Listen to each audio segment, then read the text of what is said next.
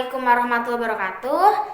Ketemu lagi dengan aku, Erly Sri Mulyani. Kali ini aku mau berbagi pengalamanku selama di kuliahan dari semester 1 sampai semester 4. Apalagi buat maba-maba nih yang baru masuk ke dunia perkuliahan, kayaknya harus banget nih nonton video ini biar tahu di dunia kuliahan tuh seperti apa sih sebenarnya. Yuk kepoin sampai akhir ya. Cekidot. Poin pertama, jangan sepelein IP di semester 1. Banyak yang bilang katanya kalau mau ngebesarin IP nanti aja lah semester atas. Nah, hati-hati loh sama kata-kata itu ya. Karena aku sendiri yang ngalamin kalau IP kita dari semester 1 udah besar, kemungkinan besarnya nanti di semester selanjutnya kita pun akan tetap gitu stabil. IPK-nya akan terus meningkat seiring berjalannya waktu apabila belajar kita juga tetap konsisten dan semangatnya terus meletup-letup. Poin kedua, pembelajaran di kampus itu sangatlah singkat dan cepat teman-teman. Berbeda dengan saat kita masih SMA. Pembelajaran di SMA kan satu bab aja bisa 1 bulan kan, atau 2 minggu lah paling cepat. Kalau di kampus, satu bab itu dipelajarin dalam 1 hari. Jadi, sebisa mungkin ketika kita duduk di kelas, kita harus tetap menjaga kefokusan kita agar ketika kita di dalam kelas materi yang kita dapatkan pun maksimal. Tinggal nanti pas sampai ke kos kita belajar lagi, kita baca-baca lagi. Dan buat yang belum jadi maba dan masih SMA yang lihat video ini, aku saranin kalian semua harus sungguh-sungguh belajar dari kalian SMP sampai SMA dan seterusnya. Karena pembelajaran yang disampaikan oleh guru SMP dan guru SMA itu sangatlah bermanfaat. Dan proses pembelajarannya pun sangat perlahan-lahan, bukan? Karena satu bab di sekolah itu bisa 1 bulan, kalau di kampus hanya 1 hari. Poin ketiga, circle pertemanan di perkuliahan itu sangatlah besar dan banyak teman-teman. Jadi buat teman-teman harus selektif ya dalam memilih pertemanan. Jangan cuman ingin ikut tenar, ikut-ikutan teman. Semua harus sudah sesuai dengan prinsip teman-teman. Jadi kalau sudah kuliah harus punya prinsip sendiri. Karena sangat mengerikan gitu ya circle pertemanannya itu. Bahkan teman saya sendiri pernah ada yang bilang kalau kita menguntungkan kita punya teman, dan kalau kita tidak menguntungkan kita sendirian. Tapi jangan khawatir teman-teman, karena teman-teman sudah menentukan mana prioritas dan mana yang sesuai dengan prinsip teman-teman. Dan kalian harus fokus ke situ saja, karena kalian harus ingat tujuan kalian kuliah yang pertama buat apa? Buat belajar. Jadi kalau ada hal-hal yang emang tidak sesuai dengan tujuan utama kita, tidak usah dipikirkan, tidak usah dihiraukan. Fokus saja untuk belajar, oke? Poin keempat, dunia perkuliahan seperti panggung mini kehidupan. Kita akan bertemu banyak karakter manusia, bahkan dari belahan wilayah Indonesia, dengan berbagai budayanya, agamanya. Kita harus siap menerima berbagai cobaan kehidupan karena kita akan menemukan misteri dan pembelajaran berharga untuk hidup kita ke depannya. Baik itu penolakan, kekecewaan, fitnahan, hinaan, semua itu harus kita terima. Kita ambil hikmahnya, kita perbaiki perlahan. Introspeksi diri, apa yang salah dari kita, apa yang harus kita perbaiki dari diri kita. Karena semua itu terjadi bukan semata-mata permasalahan buat kita, tapi itu bentuk pendewasaan kita. Kita membentuk jiwa kita buat lebih kuat lagi gitu. Jadi apapun itu, terimalah dan terus maju. Jangan tetap di situ aja.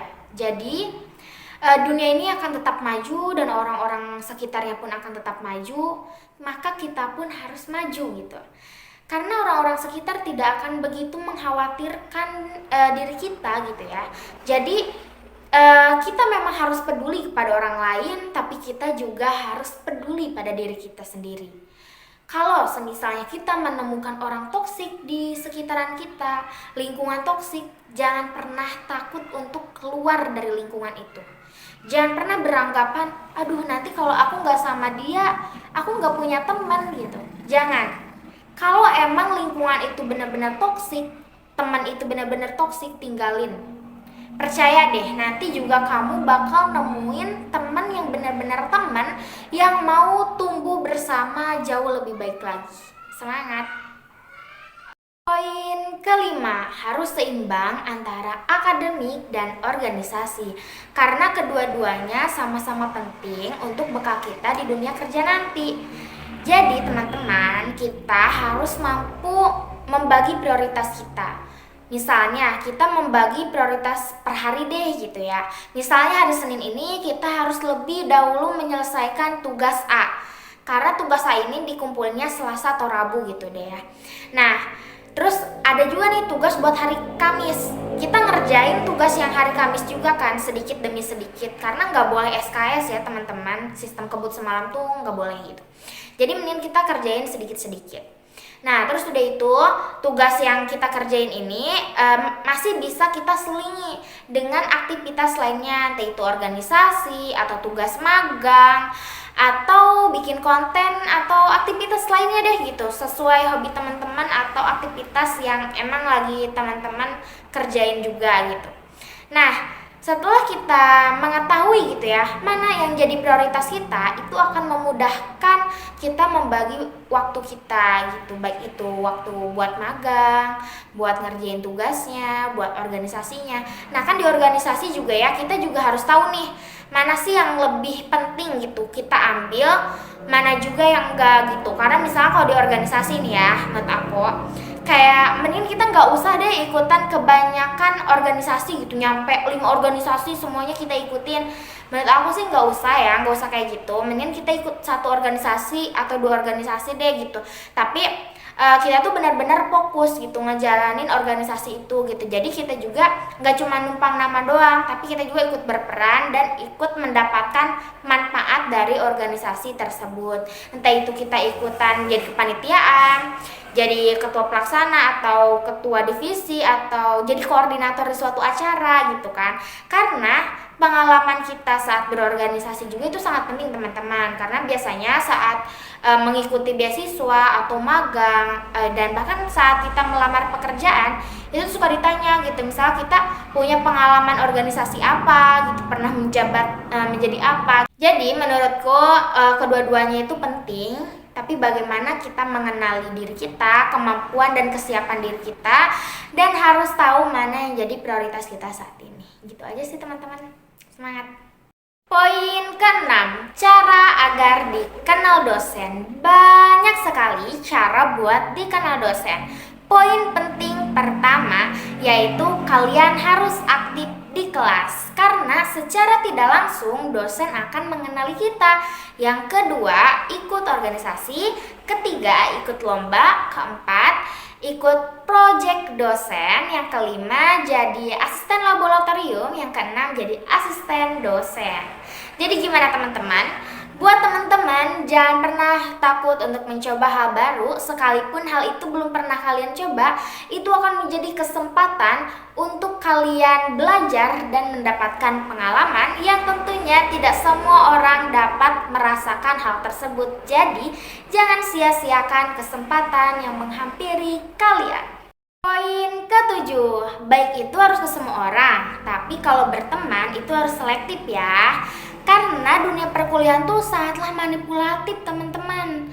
Jadi kita harus berhati-hati dalam memilih pertemanan. Entah nantinya takut kita yang terjerumus, atau nanti kita yang tertipu atau dimanfaatkan teman-teman. Jadi harus hati-hati ya. Tapi untuk mengenal banyak orang dan relasi itu memanglah sangat penting teman-teman. Kita harus mengenal banyak relasi, baik itu dari berbagai fakultas, universitas, karena pada kenyataannya kita memang sangat membutuhkan relasi tersebut. Relasi itu sangatlah penting apalagi di dunia pekerjaan nanti. Nah, jadi kita harus tetap jadi orang baik, tapi harus hati-hati. Kita juga harus tahu lah gitu yang mana nih yang udah agak tidak sesuai gitu ya dengan prinsip kita tadi gitu. Dan ya kita juga harus percaya gitu, Allah itu bakal ngirim sosok orang baik yang ada di hidup kita yang membantu hal-hal yang memang berat gitu buat kita jalanin. Karena emang kuliah tuh berat ya teman-teman kalau tidak dihadiri oleh orang-orang baik di sekitar kita.